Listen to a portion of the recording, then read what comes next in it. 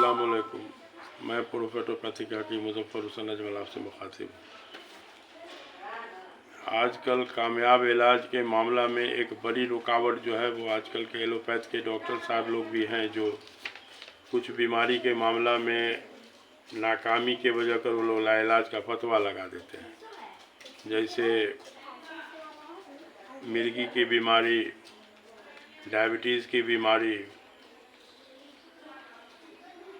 Cancer में तो खैर लाइलाज होते हुए भी मरीज़ लोग हार के हम लोग के पास पहुंचता है, पूरा अपना धन दौलत पैसा सब बर्बाद करने के बाद। तो बहरहाल बड़े डॉक्टर साहब के ज़रिए जब लाइलाज का फतवा लग जाता है तो हालांकि ये बीमारी काबिल इलाज है, तिब नबी में जड़ी बूटी के ज़रिए इसका बड़ा आसान इलाज है, लेकिन लाइलाज का फतवा जब लगा देता है बड़ा बड़ा डॉक्टर तो मरीज़ में मायूसी पैदा हो जाती है और उस मरीज़ में उम्मीद की किरण जगाने के लिए अच्छी खासी मेहनत करनी पड़ती है।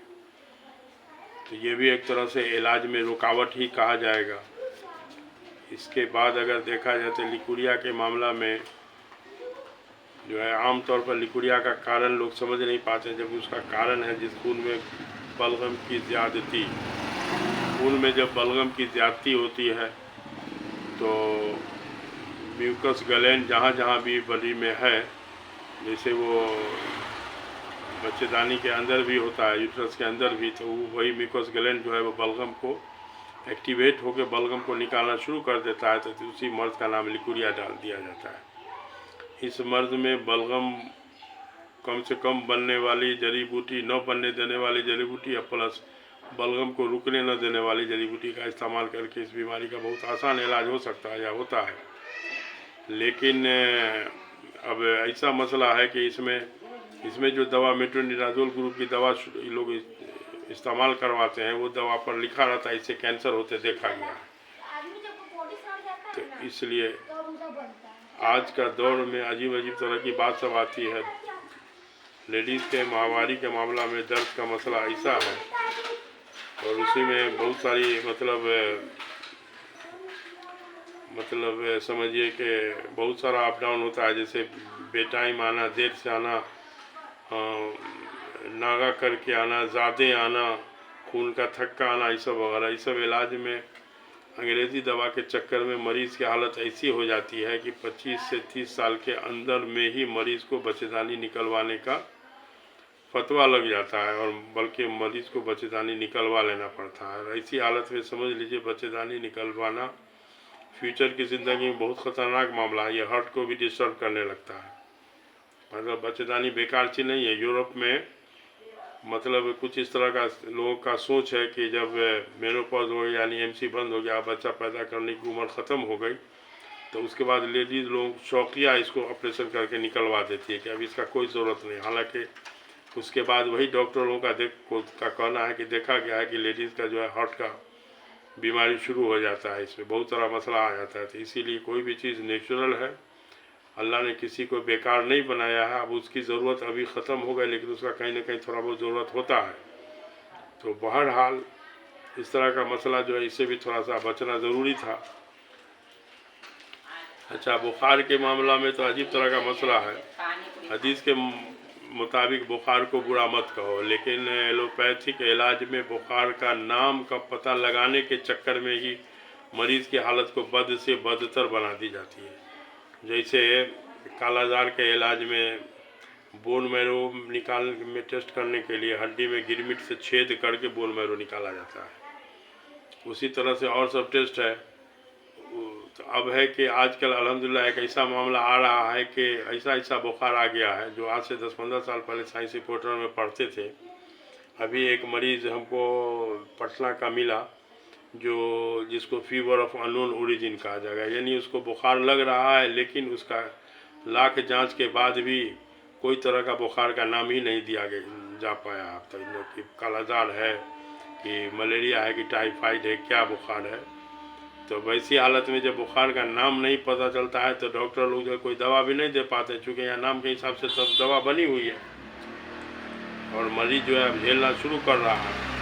और फीवर ऑफ अननोन ओरिजिन भी आने लगा है, जबकि बुखार का इलाज इतना आसान है कि किसी भी बुखार के मामला में मरीज़ की पहले भूख ख़त्म हो जाती है तो मरीज़ को खाना सॉलिड डाइट न दिया जाए, उसमें जो है जूस दिया जाए, फल का जूस, रस वाला फल का जूस, जिसमें साइट्रस फ्रूट्स मतलब खट्टा फल वाला जूस जैसे संतरा, अनानास, अनार, मौसमी वगैरह बहुत फ़ायदेमंद होगा।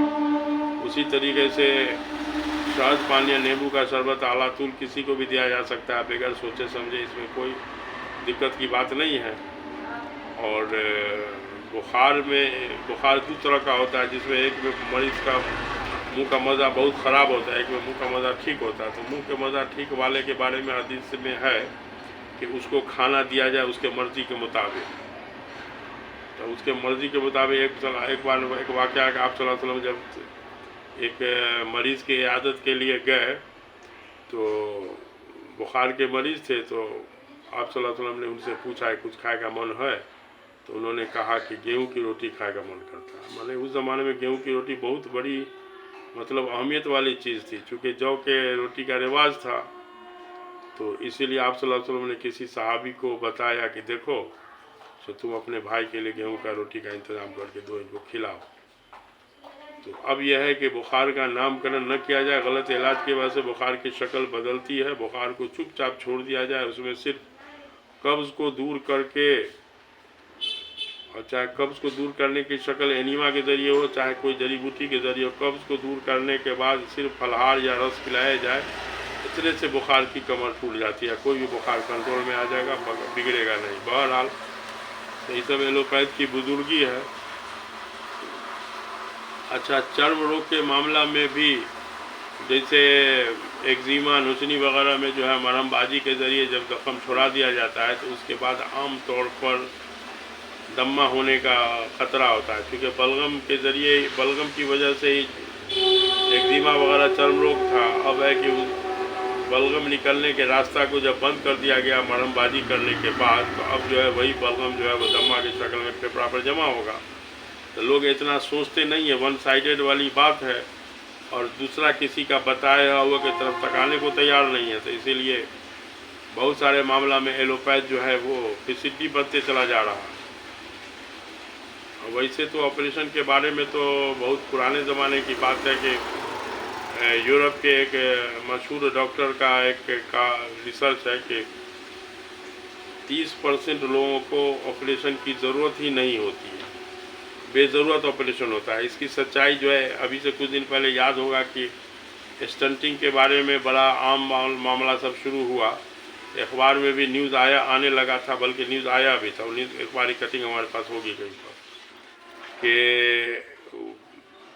50% ज़्यादा स्टंटिंग जो होता है ना, वो बेज़रूरत होता है। मरीज़ के रिश्तेदार लोगों को इतना डरा देता है डॉक्टर लोग कि अगर नहीं कीजिएगा तो ऐसे होगा वैसे होगा। तो मरीज़ लोग जो है अपना ज़मीन जायदाद जेवर बेच के मरीज़ का रिश्तेदार लोग जो है स्टंटिंग करवा देता है, जबकि 50% स्टंटिंग बेज़रूरत होती है, जो दिल में जो पाइप लगता है। तो बहरहाल ये सब चीज़ है, थोड़ा सा इसमें हम किसी की बुराई बयान नहीं कर रहे हैं, लेकिन ये है कि थोड़ा सा अगल बगल में भी देखा जाए। अब आजकल का दौर है, कोई और मामला लोग एलोपैथ की तरफ दौड़ पा जाते हैं। तो अब है कि थोड़ा इस तरह से दौड़ने से काम चलने वाला नहीं है। इमरजेंसी के लिए ठीक है, एक्सीडेंटल इमरजेंसी के लिए बहुत ज़रूरी चीज़ है, ठीक है। तो इस तरह का मसला है। एक बात तो अक्सर हम बताते रहते हैं कि डिलीवरी से पहले एलोपैथ वाली जो डॉक्टर साहब लोग होती हैं, तो वो मरीज़ को बेड पर सुला देती है। उस टाइम में सुलाने की ज़रूरत नहीं थी, मरीज़ को थोड़ा सा हरकत, सहारा दे के चलाने की ज़रूरत है, और उस वक्त का चलना मरीज़ को फ़ायदेमंद होगा, मतलब डिलीवरी आसानी से हो जाएगी। लेकिन इसीलिए इस्लाम में भी है जो उस हालत में भी नमाज माफ़ नहीं है। बहुत ऐसे मरीज़ को हम जानते हैं जो नमाज ही के हालत में सजदा में गए हैं, डिलीवरी आसानी से हो गया। तो बहरहाल कुछ चीज़ है जिस पर जो है कभी डिबेट अगर हो, इस तरह का मौका मिले, तो इंशाल्लाह हम उन लोग के सामने बात को बड़ा अच्छा तरीके से रख सकते हैं। वैसे हमारी किताब को अभी मेडिकल एक्सपर्ट लोगों ने, एक के दो तीन लोगों ने देखा है, जो बड़ा उन लोगों ने इसको मतलब समझिए कि सराहा, अप्रिशिएट किया। क्योंकि किताब हमारी उन्हीं लोगों के लिए, मतलब मेडिकल एक्सपर्ट की ज़रूरत को सामने रख के हमने किताब लिखा है उसी अंदाज से। इसलिए कोई भी आदमी साफ दिल से अगर हमारी किताब को इंशाल्लाह पढ़ लेगा, तो उसको एक कामयाब इलाज का एक नया उसके सामने एक जो है वो एस्पेक्ट खुल जाएगा। तो अब है कि अपनी बड़ाई नहीं, किताब हमारी छपी हुई है लाइलाज नहीं के नाम से, अभी फिल वक्त हिंदी में है, हम उसका अंग्रेज़ी नहीं करवा पाए हैं। तो अगर कोई चाहे तो इस तरह का जो है हम किताब प्रोवाइड कर सकते हैं उनको। तो ठीक है, एक बात आज चलते हुए जन्म में आ गए, ठीक है, तब खुदा हाफिज़।